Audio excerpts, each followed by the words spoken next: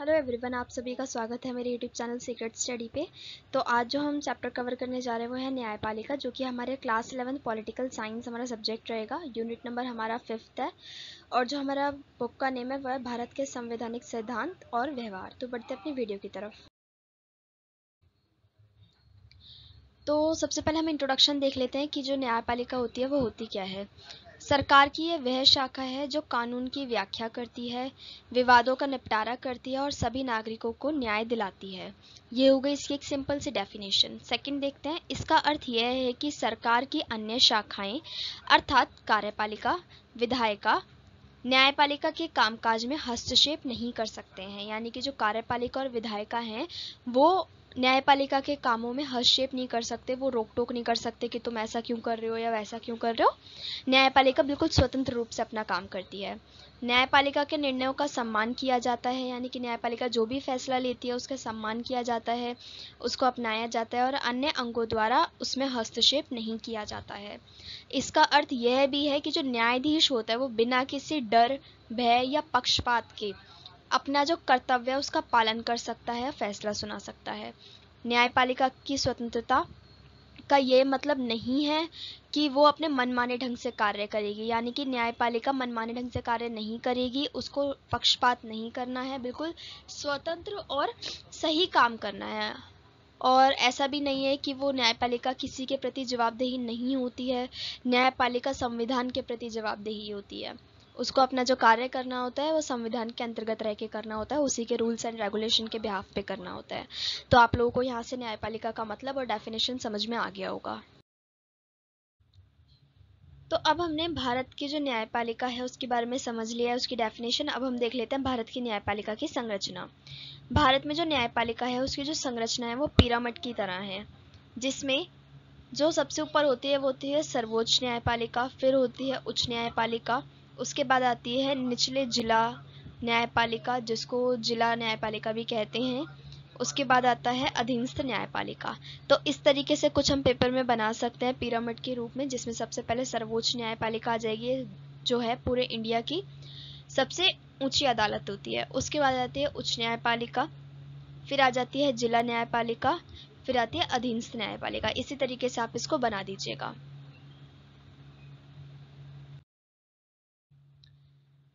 अब जब हमने देखा कि न्यायपालिका क्या होती है, उसकी संरचना कैसे होती है, तो अब हम देख लेते हैं कि जो न्यायाधीश होता है वो कौन होता है। हम लोगों ने देखा होगा ना कि जज मेन होता है। तो जज जो होता है यानी कि न्यायाधीश जो होता है वो उस व्यक्ति को कहा जाता है जो अकेले या अन्य लोगों के साथ मिलके सम्मिलित रूप से किसी न्यायालय की कार्यवाही की अध्यक्षता करता है। यानी कि जज या न्यायाधीश वो पर्सन होता है जो कि अकेले रहकर, या तो अकेला वो जज होगा किसी मामले में तो उसमें फैसला सुना देगा, उसकी कार्यवाही करेगा, या फिर कई बार ऐसे मामले भी हो जाते हैं जिसमें एक से ज्यादा जजों की जरूरत पड़ जाती है। ठीक है, तो क्या होता है, बहुत से जो न्यायाधीश हैं वहाँ पे बैठते हैं, एक दो तीन कितने भी हो सकते हैं वो, जितनी वहाँ पे ज़रूरत होगी, और उसके अकॉर्डिंग फिर वो वहाँ पे कार्यवाही करते हैं, अध्यक्षता करते हैं उस मामले की, तो वो होते हैं जज। तो अब हम देख लेते हैं कि अगर हम में से कोई ऐसा पर्सन है जो जज बनना चाहता है, ठीक है, तो उसके पास क्या क्या योग्यताएं होनी चाहिए सुप्रीम कोर्ट का जज बनने के लिए। तो न्यायाधीश के रूप में नियुक्ति के लिए योग्यताएं, संविधान के अनुच्छेद 124(3) के अनुसार एक व्यक्ति को जब सर्वोच्च न्यायालय के न्यायाधीश के रूप में नियुक्त होना होता है तो उसके पास निम्नलिखित सारी ये एबिलिटीज होनी चाहिए। सबसे पहला वो भारत का नागरिक होना चाहिए, जो सबसे ज़्यादा मेन और इम्पॉर्टेंट है। उसके बाद इसमें एक्सपीरियंस भी मांगते हैं, तो एक उच्च न्यायालय के न्यायाधीश के रूप में कम से कम 5 साल तक काम किया होना चाहिए और ऐसे 2 न्यायालयों में उसने अपनी सेवा दी हो। सेकंड है इसमें वैकल्पिक रूप से कम 10 वर्ष के लिए एक उच्च न्यायालय का अभिवक्ता, यानी कि अभिवक्ता को कहते हैं एडवोकेट, यानी कि ऐसा होना चाहिए कि किसी एक उच्च न्यायालय में या तो कम से कम 10 साल तक उसने एडवोकेट के रूप में काम किया हो, या फिर कुल मिला के 2 या 2 से अधिक न्यायालयों में अभिवक्ता यानी कि एडवोकेट वो रहा हो। ये होता है चॉइस में, या तो 10 साल तक एक ही उच्च न्यायालय में एडवोकेट रहा हो, या फिर 2 या 2 से अधिक न्यायालयों में वो एडवोकेट रहा हो। और सबसे इम्पोर्टेंट एक और पॉइंट है इसमें कि राष्ट्रपति की राय होनी चाहिए उसके अंदर, राष्ट्रपति ने ही उसका नाम सजेस्ट किया हो ऐसा पर्सन होना चाहिए सर्वोच्च न्यायालय के न्यायाधीश बनने के लिए। अब हम देखेंगे कि अगर मुख्य न्यायाधीश को हटाना है, ठीक है, तो उसके लिए क्या प्रक्रियाएं हमें देखने को मिलेंगी। तो सबसे पहले प्रक्रिया होती है महाभियोग द्वारा। अब महाभियोग क्या होता है, ये आपको मैंने इससे प्रीवियस वाली जो वीडियो है उसमें अच्छे से एक्सप्लेन किया हुआ है, अगर आपको ज़्यादा जानना है तो आप वो देख सकते हैं। फिर भी मैं आपको बता देती हूँ महाभियोग क्या होता है। ये एक ऐसी प्रक्रिया होती है जो संसद के दोनों सदनों में लगती है, जिसमें से सबसे एक सदन से वो स्टार्ट होती है, वहाँ पे बहुमत देखी जाती है, 2/3 होना चाहिए, इस तरीके का होता है। यानी कि अगर संसद को 3 पार्ट्स में बांट दिया जाए, उस एक सदन को 3 पार्ट में बांट दिया जाए, तो एटलीस्ट 2 पार्ट का बहुमत होना चाहिए महाभियोग में। फिर यही सेम प्रक्रिया जो होती है वो सेकेंड जो सदन होता है वहां पे भी सेम प्रक्रिया को लागू किया जाता है। अगर विशेष बहुमत पारित हो जाता है तो उसको महाभियोग कहते हैं, और ऐसे में जो न्यायाधीश है उसको हटाया जा सकता है। और यही सेम प्रक्रिया हमारे राष्ट्रपति को हटाने के लिए भी लागू होती है। इसका सेकेंड वे क्या होता है कि अयोग्यता का आरोप लगना चाहिए न्यायाधीश के ऊपर, कि वो न्यायाधीश के रूप में कार्य करने के लिए लायक ही नहीं है, तो ये होता है अयोग्यता का आरोप। थर्ड पॉइंट हो गया हमारा इसमें विशेष बहुमत का प्रस्ताव पारित होना चाहिए, ठीक है। इसका भी एक अलग क्राइटेरिया रहता है कि इस तरीके से विशेष बहुमत पारित होगी, देन न्यायालय में न्यायाधीश को हटाया जा सकता है। फोर्थ है हमारा कि दोनों सदनों में बहुमत होनी चाहिए। अगर दोनों सदनों से बहुमत हो गई कि हाँ इस न्यायाधीश को हटा देना चाहिए इसके पोस्ट से, तो हटाया जा सकता है। तो ये कुल मिला के 4 पॉइंट है जहां से न्यायाधीश को हटाया जा सकता है। महाभियोग सबसे ज्यादा इंपॉर्टेंट है, इससे रिलेटेड क्वेश्चन भी पूछ लिया जाता है, तो आप इसका जो डिटेल वीडियो वो देख सकते हैं मेरे चैनल पे। बाकी आपको इतना समझ लेना ही बहुत ज्यादा इंपॉर्टेंट था, वो मैंने आपको समझा दिया।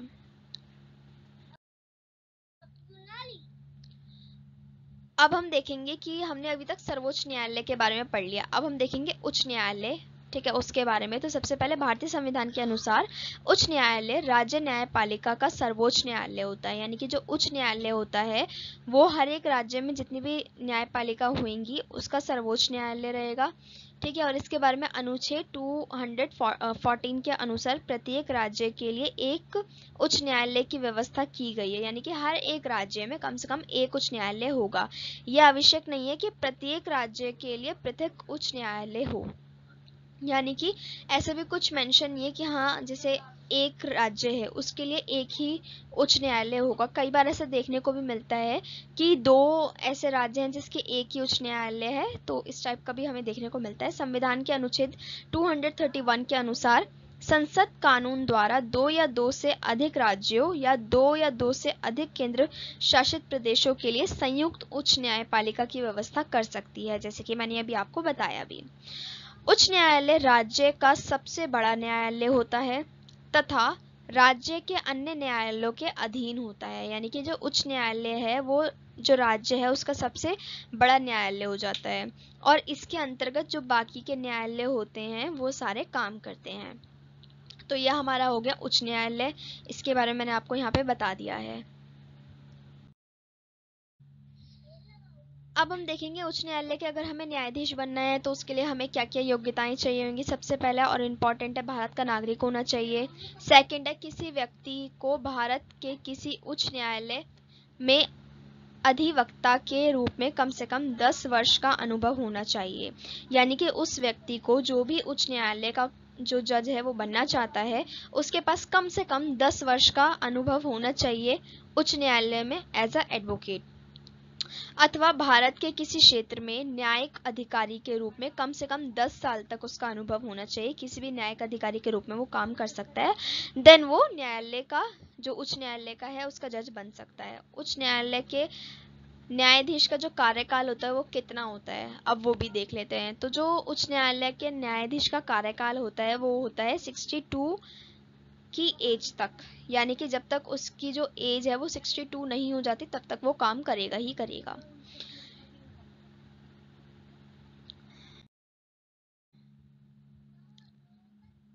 अब हम यहाँ से देखेंगे कि जो न्यायालय होते हैं उनके जो क्षेत्र अधिकार होते हैं वो क्या होते हैं।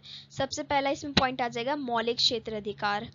मौलिक क्षेत्र अधिकार का अर्थ है कि कुछ मुकदमों की जो सुनवाई होती है वो सीधा कौन करेगा, सर्वोच्च न्यायालय करेगा। ऐसे मुकदमों में पहले निचली अदालत की जो सुनवाई होती है वो जरूरी नहीं होती है। यह अधिकार उसे संघीय मामलों से संबंधित सभी विवादों में एक अंपायर या निर्णयक की भूमिका निभाता है। यानी कि मौलिक जो क्षेत्र अधिकार होता है इसमें बेसिकली क्या होता है कि कुछ ऐसे मामले होते हैं जिसके अंदर जरूरी नहीं है कि हम पहले निचली अदालत के पास जाएं, फिर हम उच्च अदालत के पास जाएं, फिर ही हम सुप्रीम कोर्ट के पास जा सकते हैं। लेकिन कुछ मौलिक ऐसे भी मामले सामने आ जाते हैं जैसे कि हमारे मौलिक अधिकारों का हनन ही हो गया। अगर हमारे मौलिक अधिकारों का हनन होता है तो हम जरूरी नहीं है कि हम पहले निचली अदालत के पास जाएं, फिर हाई कोर्ट के पास जाएं, हम डायरेक्ट सुप्रीम कोर्ट के पास जा सकते हैं। तो इस टाइप के जो अधिकार हो जाते हैं क्षेत्र अधिकार, वो मौलिक क्षेत्र अधिकार के अंदर आ जाते हैं। नेक्स्ट है हमारा, अब हम देखेंगे रिट क्षेत्र अधिकार। मौलिक अधिकारों के उल्लंघन को रोकने के लिए सर्वोच्च न्यायालय अपने विशेष आदेश रिट के रूप में दे सकता है। यानी कि अगर मौलिक अधिकारों से रिलेटेड कोई भी उल्लंघन हो रहा है तो जो सर्वोच्च न्यायालय है वो अपने आदेश को जो जारी करता है उसको क्या बोलेंगे, रिट। और रिट जो होता है ना वो एक ऐसे कानून होते हैं जिसका उल्लंघन करने पे काफी कड़ी सजा भी दी जा सकती है। और जो हमारा उच्च न्यायालय होता है ना वो भी रिट जारी कर सकता है। इन रिटों के माध्यम से न्यायपालिका कार्यपालिका को कुछ करने या ना करने का भी आदेश देती है। तो आप इससे समझ गए कि जो रिट होती है वो कितनी ज्यादा अच्छी होती है और कितनी ज्यादा प्रभावशाली होती है। इसका जो थर्ड क्षेत्र अधिकार है वह है अपीली क्षेत्र अधिकार। सर्वोच्च न्यायालय अपील का उच्चतम न्यायालय होता है। यानी कि जहाँ पे हम जाके गुहार लगा सकते हैं, ये सबसे ऊंचा न्यायालय होता है उस चीज का। कोई भी व्यक्ति उच्च न्यायालय के निर्णय का विरोध जो होता है वो सर्वोच्च न्यायालय में अपील करके कर सकता है। लेकिन इसके लिए उच्च न्यायालय को प्रमाण पत्र देना पड़ता है कि वे सर्वोच्च न्यायालय में अपील कर सकता है। अपीली क्षेत्राधिकार का अर्थ है कि सर्वोच्च न्यायालय जो है वो पूरे मुकदमे पे दोबारा से विचार करेगा और उस मुकदमे में अपनी जो कानूनी सुनवाई होगा वो करेगा, जांच करके उस पर अपनी सुनवाई कराएगा। ठीक है, उसके बाद आता है सलाह संबंधी क्षेत्राधिकार। यानी कि यहाँ पे सलाह दी जाती है। तो मौलिक और जो अपीली क्षेत्राधिकार होते हैं इसके अंतर्गत जो सर्वोच्च न्यायालय है वो परामर्श यानी कि विचार विमर्श संबंधी क्षेत्राधिकार भी निभाता है। अब कई बार ना शॉर्ट क्वेश्चन में पूछ लिया जाता है कि अपील का क्या मतलब है। तो जो अपील की डेफिनेशन है वो ये है कि सर्वोच्च न्यायालय अपील का उच्चतम न्यायालय होता है तथा इसे उच्च न्यायालयों के निर्णयों के विरुद्ध सुनने का अधिकार है। यानी कि अगर हम चाहें तो हम उच्चतम न्यायालय के फैसलों के खिलाफ जाके सर्वोच्चतम न्यायालय में अपनी जो है सुनवाई के लिए अपील कर सकते हैं। उसको हम अपील कहते हैं वन वर्ड में। उसके अलावा सुप्रीम कोर्ट का सलाहकारी कार्य क्या होता है, तो सुप्रीम कोर्ट है वो सलाहकारी कार्य भी बहुत अच्छे से निभाता है अपना। अगर राष्ट्रपति को ऐसा लगता है कि किसी भी मुद्दे पर या किसी भी मामले में सर्वोच्चतम न्यायालय की राय की जरूरत है तो जो राष्ट्रपति है उसके पास ये अधिकार है कि वो सर्वोच्चतम न्यायालय से राय ले सकता है। राष्ट्रपति को कानून के किसी भी मुद्दे या सार्वजनिक महत्व के मामलों पर सर्वोच्च न्यायालय की राय लेने की अनुमति है जिस पर वो ऐसा करना आवश्यक समझता है। तो यहाँ से हमने सुप्रीम कोर्ट की जो सलाहकारी भूमिका है वो देख ली। अब हम देखेंगे भारत का सर्वोच्च न्यायालय के कार्य, यानी कि जो भारत का सर्वोच्च न्यायालय है सुप्रीम कोर्ट है उसके क्या क्या काम है। तो ये करता है, सबसे पहले ये उच्च न्यायालय अन्य न्यायालयों और न्याय अधिकारियों के निर्णयों के विरुद्ध अपील करता है। यानी कि ये सुप्रीम कोर्ट का क्या कार्य होता है, अगर कोई ऐसा मामला है जो कि उच्च न्यायालय या किसी अन्य न्यायालय से निकलकर सर्वोच्च न्यायालय तक पहुंचा है तो वो उसकी जो सुनवाई होगा वो सुनेगा और उस पर कार्यवाही करके जो अपना फैसला होगा वो सुनाएगा। ये विभिन्न सरकारी प्राधिकरणों के बीच, राज्य सरकारों के बीच तथा केंद्र और किसी राज्य सरकार के बीच विवादों का निपटारा भी करता है।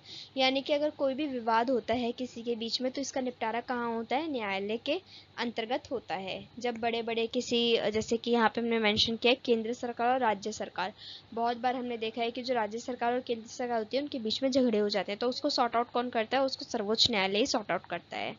यह सलाहकार की भूमिका उन मामलों की भी सुनवाई करता है जिन्हें राष्ट्रपति के पास भेजा जाता है। यानी कि अगर ऐसा कोई मामला है जिसमें राष्ट्रपति के हस्तक्षेप की जरूरत है तो उसमें भी सलाहकारी भूमिका कौन निभाता है? राष्ट्रपति के लिए सर्वोच्च न्यायालय निभाता है, तो ये भी इसका एक काम हो गया। सर्वोच्च न्यायालय स्वयं भी मामलों पर विचार कर सकता है। सर्वोच्च न्यायालय द्वारा घोषित कानून भारत की सभी अदालतों तथा संघ और राज्य सरकार द्वारा बाध्यकारी हो जाते हैं। यानी कि अगर कोई सुप्रीम कोर्ट ने कोई फैसला सुना दिया या कोई कानून पारित कर दिया तो उसको हर कोई अपनाता है, ये कंपल्सरी हो जाता है तब। अब हमने सुप्रीम कोर्ट के काम देख लिए, अब हम देखेंगे उच्च न्यायालय यानी कि हाई कोर्ट के काम क्या होते हैं। तो जिले के दायरे में जो भी मुकदमे चल रहे हैं उनकी सुनवाई करेगा कौन? उच्च न्यायालय करेगा। निचली अदालत में अगर कोई भी फैसला लिया गया है, अगर उस पर दोबारा से पुनः विचार करने की जरूरत है तो वो कौन देखता है? उच्च न्यायालय देखता है। गंभीर किस्म के अगर कोई आपराधिक मामले हो गए तो उसके ऊपर फैसला कौन करेगा? जो हमारा उच्च न्यायालय वो करेगा। यानी कि सब काम सेम होते हैं, बस कुछ सलाहकारी भूमिका जो होती है वो सिर्फ और सिर्फ सुप्रीम कोर्ट ही निभाता है, बट मोस्टली जो काम होते हैं वो सुप्रीम कोर्ट और हाई कोर्ट और सभी कोर्टों के बराबर होते हैं, क्योंकि यहाँ पे भी न्याय का काम हो रहा है और वहाँ पे भी न्याय का काम हो रहा है। बस क्या हो जाता है, लेवल थोड़ा हाई हो जाता है सुप्रीम कोर्ट का, और वहीं थोड़ा जो हाई कोर्ट है वो उससे नीचे के लेवल पर आ जाता है, और इससे भी नीचे जो हमारी जिला अदालतें होती हैं वो आ जाती हैं। तो वो सब अपने अपने एरिया में काम करते हैं। अब हम देखेंगे इसके ऊपर ना क्वेश्चन भी आ जाता है कि जो न्यायपालिका और संसद है उसके बीच में क्या संबंध है, किस तरीके के रिश्ते यहाँ पे देखने को हमें मिलते हैं। तो भारतीय संविधान में जो सरकार है उसके प्रत्येक अंग को स्पष्ट कार्यक्षेत्र दिया गया है। यानी कि भारत के जो संविधान के अंदर है वो भारत के सरकार में जो 3 अंग है उन तीनों अंगों के जो काम है उनको बहुत अच्छे से एक्सप्लेन करके बताया हुआ है कि कौन से काम है, कैसी कैसी भूमिका है। इस कार्य विभाजन के बावजूद संसद और जो न्यायपालिका तथा कार्यपालिका है और जो न्यायपालिका के बीच में टकराव है ना, वो राजनीति की विशेषता रहती है। यानी कि इसके अंदर ये बताया गया कि हर चीज का अलग अलग अपना कार्य है, संविधान में भी एक्सप्लेन किया हुआ है, लेकिन क्योंकि पॉलिटिक्स है तो संसद और न्यायपालिका या फिर न्यायपालिका और कार्यपालिका के बीच में अक्सर हमें टकराव देखने को मिलता है। तो इसी के साथ हमने जो अपना ये चैप्टर है वह कवर कर लिया है। अगर आपको कोई भी डाउट है आप मुझे कमेंट बॉक्स में कमेंट करके पूछ सकते हैं, या फिर कोई सजेशन है तो आप मुझे वो कमेंट बॉक्स में बता सकते हैं।